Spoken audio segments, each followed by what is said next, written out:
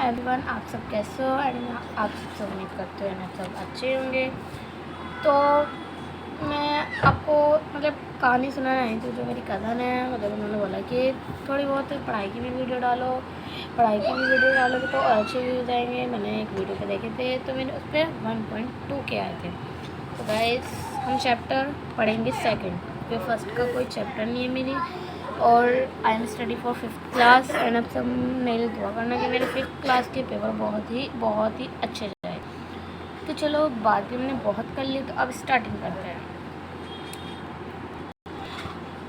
Chapter number 2, सुंदर बकरी। ये एक बात दो आदमियों की थी एंड अब सब सुनते ही रहना। चलो स्टार्ट करते हैं। किसी गांव में चरण सिंह नाम का एक आदमी रहता था। उसके पास 2 बकरियां थी। उसी गांव में गणेशी नाम का एक गरीब आदमी भी रहता था। उसके पास एक बहुत सुंदर बकरी थी। चरण सिंह की नज़र उसकी बकरी पर थी। वह किसी तरह से उसकी बकरी को हड़पना चाहता था।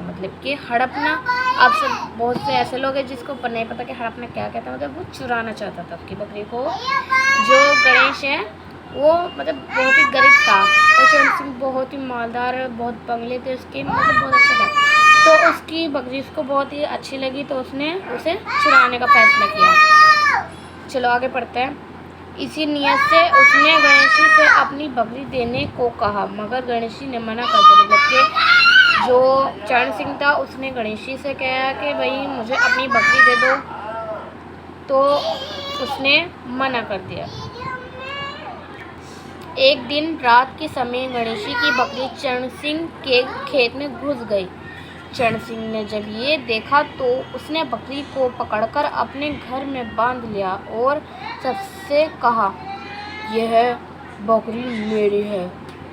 गणेशी अपनी बकरी को ढूंढते हुए जब चरण सिंह के घर पहुंचा तो उसने अपनी बकरी को देखते ही पहचान लिया, मगर चरण सिंह ने गणेशी को उसकी बकरी लौटाने से इनकार कर दिया। कि जो गणेशी था उसने कहा है कि मेरी बकरी मुझे लौटा दो, तो चरण सिंह ने बिल्कुल ही मना कर दिया था कि मैं तुम्हारी बकरी, ये मेरी बकरी है, मैं नहीं दूंगा।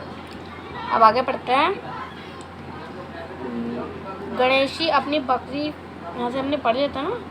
गणेशी ने गांव के कई लोगों से चरण सिंह की शिकायत की कि उसने ज़बरदस्ती उसकी बकरी को अपनी बना लिया है, मगर चरण सिंह बहुत ही झगड़ालू और धनी आदमी था। उसके खिलाफ बोलने का किसी में साहस न था। सब गांव वाले ने चरण सिंह का ही साथ दिया। अब हम सेकंड पेज पढ़ते हैं। जब गणेशी ने ईश्वर की कसम खाकर बकरी को अपनी बताया, तब अंत में प्रधान ने अपना फैसला सुनाया। बकरी किसी की है, ये फैसला बकरी को ही करने दिया जाए। प्रधान के कहने पर चरण सिंह के घर से बकरी मंगाई गई और उसे सबके सामने खड़ा कर दिया। बकरी के एक ओर चरण सिंह को खड़ा कर दिया गया और दूसरी ओर गणेशी को। प्रधान ने चरण सिंह से कहा कि वह बकरी को अपने पास बुलाए। चरण सिंह ने बकरी को आवाज़ देकर अपने पास बुलाया, लेकिन बकरी टस से मस नहीं हुई।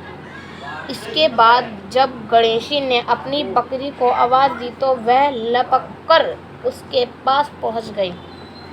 प्रधान ने कहा, आज सबके सामने यह फैसला बकरी ने ही कर दिया है कि वह गणेशी की बकरी है। चरण सिंह का सर सबके सामने शर्म से झुक गया और गणेशी अपनी बकरी को लेकर खुशी खुशी घर चला गया। चरण सिंह सबके सामने तो मुंह से कुछ नहीं बोल पाया था, परंतु वह अपनी इस बेइज्जती का बदला चाहता था। एक दिन उसने गणेशी को रास्ते में रोककर कहा, मैं इस बकरी को तेरे पास नहीं रहने दूंगा। नहीं रही तो मैं तो तेरी भी नहीं रहेगी, मैं इसे मार डालूंगा। कि जो गणेशी था वो कहीं जा रहा होगा रास्ते में, तो उसे चरण सिंह मिला। उसने बोला कि मैं इसे मार डालूंगा। उसने अपना बदला पूरा करने के लिए बोला था कि मैं इसे मार डालूंगा बकरी को। ये था बात। फिर आगे पढ़ते हैं। गणेशी अपनी बकरी को बड़ी हिफाजत से रखने लगा। मतलब कि जब से उसने गणेश चरण सिंह ने बोला ना कि मैं तेरी बकरी को मार दूंगा, तो बहुत ही हिफाजत से रखने लगा, मतलब बहुत ही उससे बचा कर रखने लगा अपनी बकरी को। फिर वह कभी उसे अकेले नहीं छोड़ता था। वह जानता था कि चरण सिंह मौका मिलते ही उसकी बकरी का काम तमाम कर देगा। मतलब कि इसलिए अगर उसने एक भी नागौरी रखी तो चरण सिंह जो है, मतलब बहुत ही दयालु आदमी है वो, तो वो उसकी बकरी का तमाम कर देगा, मतलब कि उसको मार डालेगा। इससे बोला नहीं गया तो उसके लिए सॉरी, प्लीज़ आप कमेंट मत करना ऐसे कि आपने तो तमाम ये क्या क्या बोल दिया, ठीक है। तो मैं आप सुनिएगा। और बकरी को मारने का कोई उपयुक्त मौका ना मिलते देख चरण सिंह और अधिक ईश्वरीयोला हो गया था।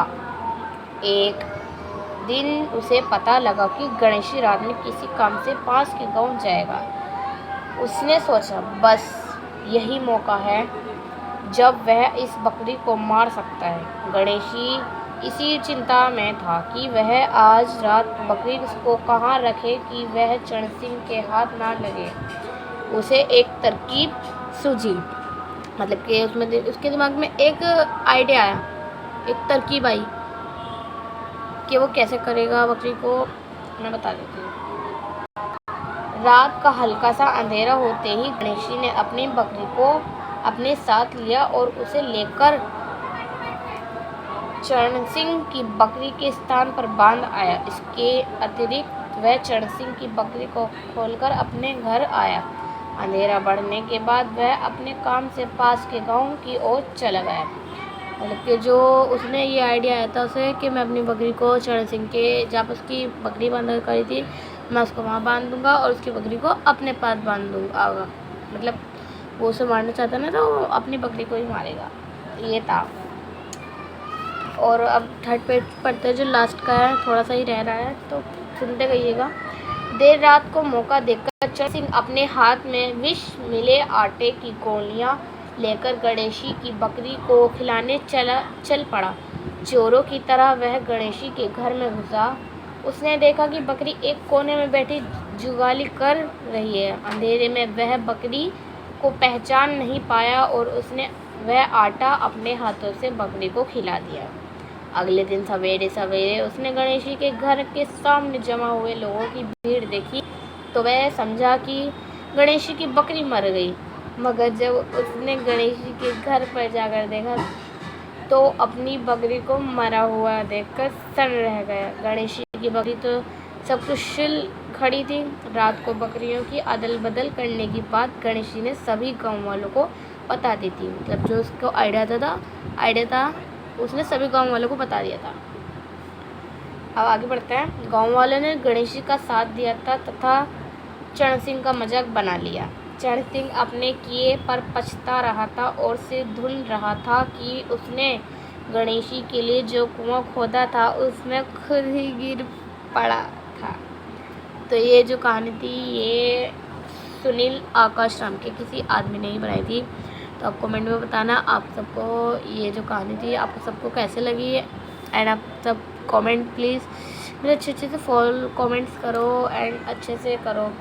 अब मैं तुम्हें इसकी पूरी बात समझाती हूँ। जो मतलब दो आदमी थे, एक गणेशी जो बहुत ही गरीब था और एक चरण सिंह जो बहुत ही अमीर था।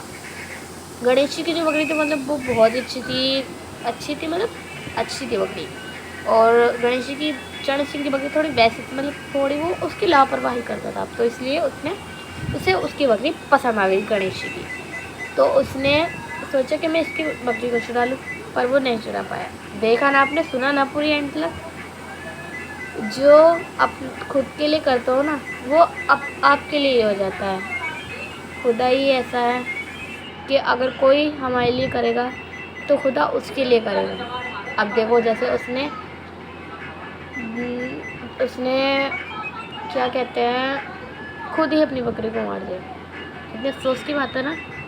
अगर ये बात ये न्यूज़ जो थी अभी मैंने पढ़ी थी, मतलब इसको न्यूज़ नहीं मानता भी, ये नकल जो थी मतलब मैंने रीडिंग करी थी अभी इसकी पढ़ी थी जो मैंने। अगर ये रियल होता तो क्या होता। उसने लालच के चक्कर में अपनी ही बकरी को मार दिया। अगर वो गणेश की बकरी को मार देता तो उसे कितना नुकसान होता।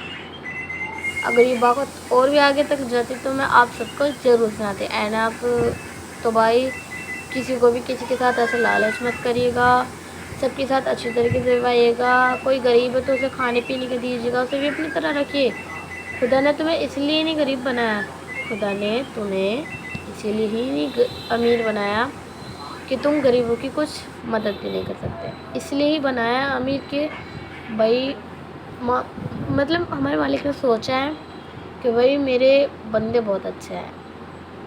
एक बार की बात मेरी बात है, मतलब बोला मौला ने कि भाई मेरे बंदे बहुत अच्छे हैं, मैं इनको अमीर बनाऊंगा तो ये गरीबों की मदद करेंगे। अब उसने गरीब क्यों बनाए? कि टेस्ट के लिए कि क्या मेरे बंदे हैं ये अच्छे कि ये गरीबों की करेंगे हिफाजत।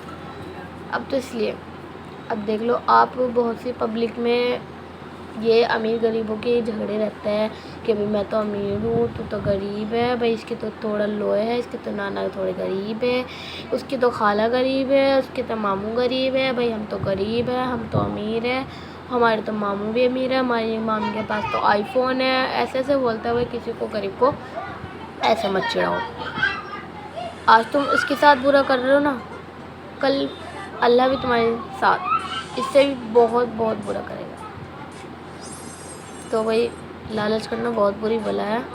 आप मैं सबसे विनती करती हूँ प्लीज़ आप सब किसी से ऐसा मत करिएगा एंड सबके लिए दुआ करिएगा, सबके साथ हेल्प करिएगा।